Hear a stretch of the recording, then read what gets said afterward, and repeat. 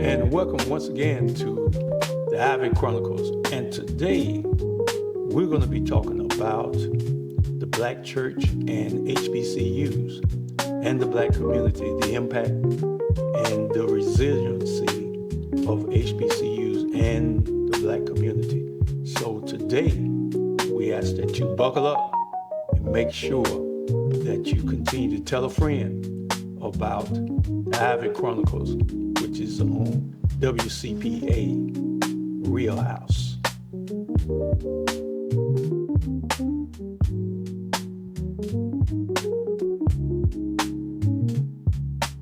Once again, welcome to the Ivey Chronicles, and today we're going to be talking about HBCUs and the Black community and the Black church.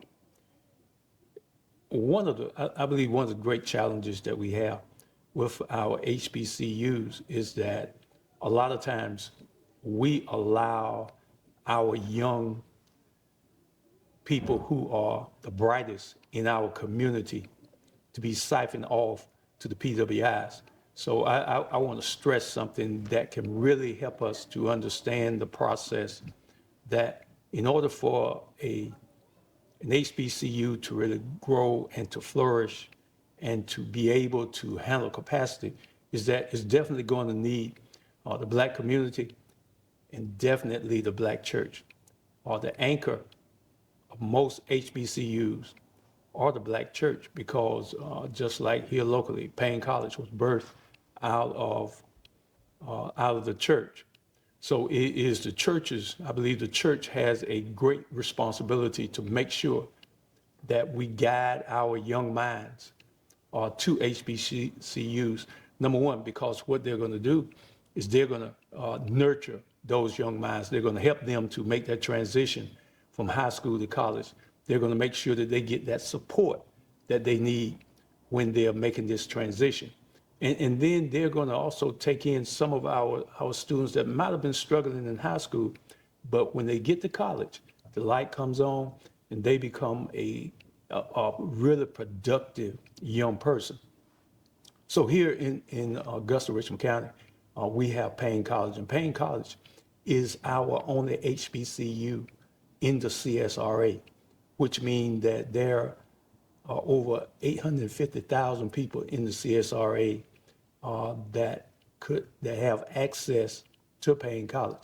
Payne has a great staff, got a great new president, Dr. McComb, and I want to see Augusta, Richmond County, and the surrounding counties embrace Payne College and help Payne College to become that beacon of light, that light that shines so bright that we will have our young people coming from all over the CSRA to come to Payne College, whether you're in South Carolina or whether you're in Georgia.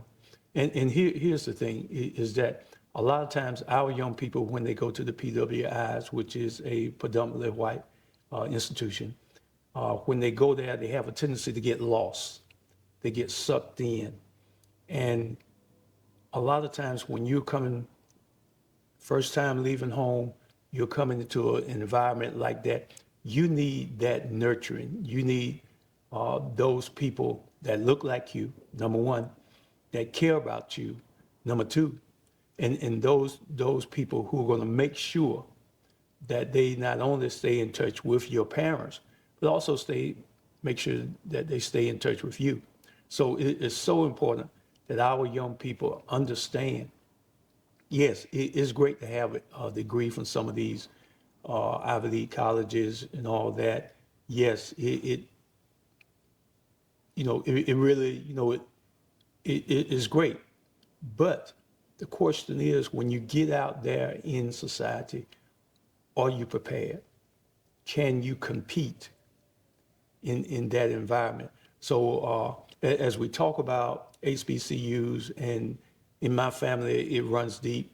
There's Payne College, there's Albany, there's Clark Atlanta, there's Fort Valley. So I've got members of my family that they've always gone to HBCUs.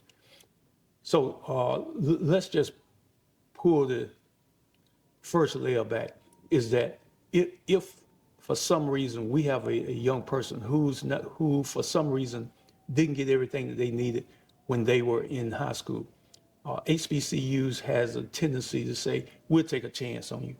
We will go and allow you to come and get you up to speed. And then you began to mature into that young man, that young lady that you need to mature into, because somebody had the patience to look at the fact that you just need a little bit of help. And when you look at a lot of our great scholars, a lot of our great inventors, they went to HBCUs. HBCUs has some of the greatest teachers, greatest professors, greatest staff that you will ever run into. And then you're going to meet some great people along the way. So when we're talking about HBCUs, we need to learn how to invest in HBCUs. One of the things that I'm stressing to the people in the CSRA is that with over 800,000 people in the CSRA, all I want is 100,000 people to contribute $10 a month to Payne College. You cannot go to McDonald's or Checkers or Burger King, any of those places, and get a meal. Tell them to give you a number one. I went to this certain fast food place, told them to give me a number one. They told me $13.15. That sticks with me. That's more than what I'm advocating that we can do for Payne. The simple fact is that if 100,000 people do that, that's $1 million a month. That's additional funds that will go to Payne, that will help Payne to do the things that they need to do, like doing some expansion, doing some renovating, or adding some classes to what they already have. So it's so easy for us to do, and a lot of times we look at the big donations. Yes, we definitely need the big donations. Love to have them, but it's so easy that we can make sure that Payne College, which is our HBCU, can really flourish. Now, I'm not taking anything away from those people who are down around Savannah. You can replicate this same thing at Savannah State. People there at Albany State, you can replicate the same thing. What I'm simply saying is that we can feel like we're helping some young person if we would just simply adopt this particular method. And one of the things that I'm reaching out to Payne and putting pressure on them now is that we need you to develop a QR code that will allow us to just scan the QR code, and we can send it to some of our family members, and they just tap it. They go straight to your website where all you have to do, you can set it up to start your $10 a month donation. That is how we make sure that our institutions are being taken care of. You don't have to beg anybody. You don't have to worry about when the administration change whether your funding is going to be cut. And you don't have to worry about whether the governor or somebody is going to make sure that they give you the portion that you should be given. Because there's so many HBCUs that past governors and present governors have not given them their proper share of funding when it comes to the funds that's allocated as they go to the governor and they come down to the different HBCUs. So I'm adamant about it. We as a people can take care of our own HBCUs. Matter of fact, there are some things that we can do in our own community. A lot of times and I understand, yes, we need government help, but when you get someone in a position that do not look at the urgency of making sure that these programs are sustainable, it is our responsibility then to take up the mantle and say, okay, the $10 that I might have, $10 plus that I was going to go to lunch on. As a matter of fact, if you go and pick up a coffee from Starbucks and maybe a biscuit or two, you spent more than $10 that morning. So it is so easy, and all we're asking you to do is do it once a month, not every day. So it is so easy that it really doesn't make sense. It's just that easy. But when we get back to our HBCUs, we've got some brilliant young people. Matter of fact, I'm sitting here at in Challenge Preparatory Academy, and we've got some brilliant young people. These young people are so smart that they can get the instructions, they can construct a robot. And what I really love about it, last year, they had to build a robot, program the robot, and then teach the robot to do a trick. And that just kind of blew me away. But then they also have their own film production program here where I'm sitting right now, young man, young lady sitting here, and they're taking care of business. They're making sure that this podcast is properly edited and formatted and everything and sent out to you.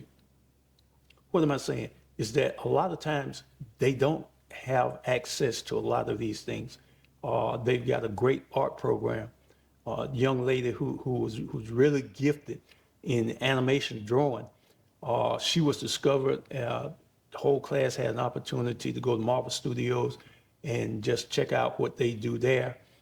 These young people had the opportunity to go and actually be behind the camera on set, in front of the camera on set, where they're getting real life experiences here at Challenge that they would normally get anywhere else. But the other good thing is that when they go off to college, they're going to be prepared. When they start seeing things like this, it's not alien to them. They're going to be prepared to deal with this. And here's the thing that I want to share with us. We have so many bright young people that when we're talking about HBCUs, greatness is what really comes out of HBCUs. I was talking with a young lady a little earlier, and I asked her, had she watched the movie Hidden Figures? She said, yeah.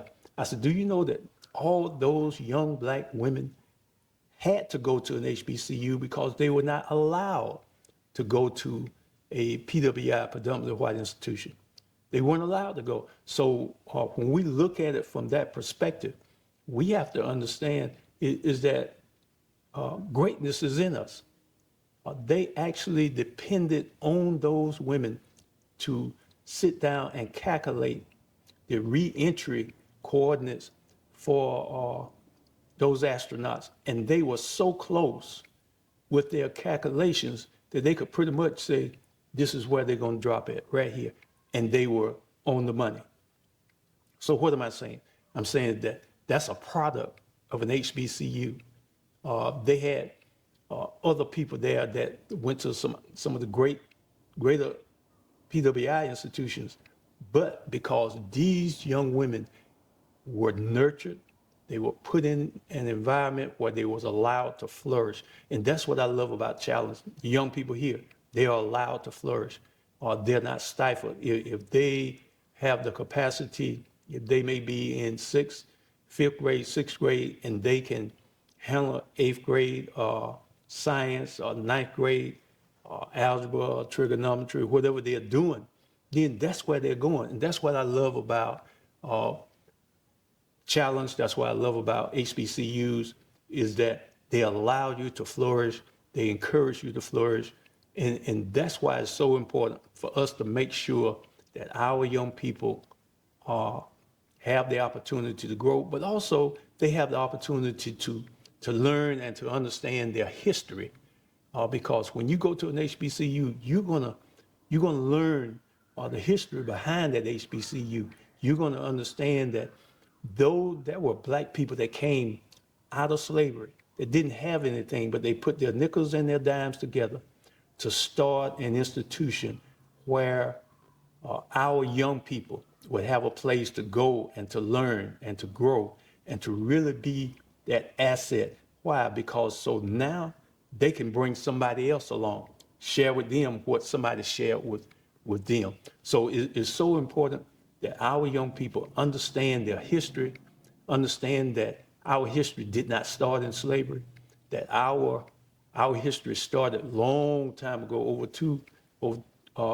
2,000 years before slavery even came into existence, our people were really doing all of this stuff. They were performing open heart surgery. They were already doing all of these great things.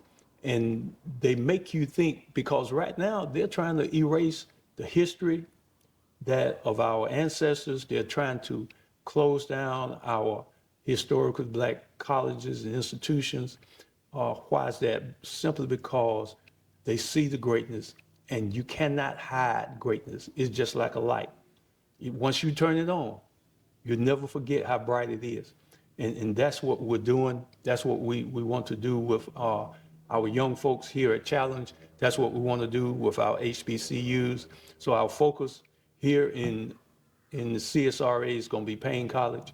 And as I get more information concerning that, I want to make sure that you understand that even if you go to Savannah, that's Savannah State. If you go to Albany, there's Albany State. If you go to Atlanta, there's a multitude of HBCUs there. So wherever you go, you can find an HBCU, and they will embrace you, and they will take care of you and make sure that you are well taken care of. Why? Because they believe that you're a family. And that's the thing that we have to foster now, is that we're family. We only have each other that we can depend on. We can't depend on a lot of other people to make sure that the financial resources are there. So we've got to do that. So what we want to do, and we'll be coming back as soon as we get the QR code, we'll be putting it out there by all this social media. These young people here, they have access to a whole lot of stuff, TikTok, Instagram, all of that. Me, I'm a little old school. I know a little bit about Facebook, but not that much. But we're going to definitely allow these young people to help us push this information out. Why? So that not only can we get 100,000, I believe we can get 200,000 people to contribute $10 a month. That's $2 million a month that will go to Payne College, that will help them to make sure that some young man, some young woman who may not be financially able to go there, they'll be able to give them an opportunity, help them to be able to pay for it. And then what they'll be able to do is go back and pay it forward to somebody else. Let me just share this with you before we close out. It's simply this, is that I was listening to a preacher friend of mine, and he was talking about that was a pastor that really poured into young people. And that was a young lady that he actually, he inspired her, and she went on to college and went to HBCU, had an academic scholarship, and when she graduated, she went on to medical school. And once she finished her residency, she found out that his son was getting ready to go to college, but he didn't know how he was going to be able to pay for it because his congregation wasn't that big, and they didn't have a whole lot of resources. And normally with black pastors, when you don't have a large congregation, you don't have a big salary, if you have a salary at all. But what she did was, she knew that the pastor was one of those type people that didn't want to receive anything from anybody. She went and paid for his first 2 years of college. She found out where he was going to, went ahead and paid it in advance. Look at how this thing works. Now, she paid it in advance, and she told him, don't worry about it. I got the other 2 years. I'm going to take care of it. Here's the whole thing, is that when you pour into our young people, when they go to HBCUs, they understand that they need to give back so that everybody else who's coming behind them will have the same opportunity. So I want to encourage you, please, ma'am, please, sir, make sure that you pour into your HBCU. We're not asking you to give $100, $500. If that's what you want to give, that's fine. But we're asking for one $10 bill per month. Just set it up for reoccurring, make it automatic draft from your account. You don't have to mail it. You don't have to do anything. It automatically pull it from your account and go to Payne College, and Payne College will be able to flourish and be able to nurture those young minds, and those young minds can really do the work and pour back into our community.